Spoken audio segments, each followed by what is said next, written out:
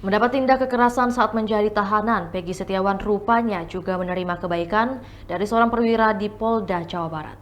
Peggy menceritakan sosok seorang polisi yang baik padanya itu adalah Wadir Direktorat Tahanan dan Barang Bukti atau Tahti Polda Jabar, Kompol Agus Mujianto. Disebutkan Peggy, Kompol Agus merupakan sosok pertama yang mengabarkan bahwa dirinya bebas dari status tersangka dalam kasus Vina Cirebon. Saat itu Peggy juga mendapatkan ucapan selamat langsung dari Kompol Agus, juga pesan haru yang ditujukan kepada tahanan lain saat Peggy bebas.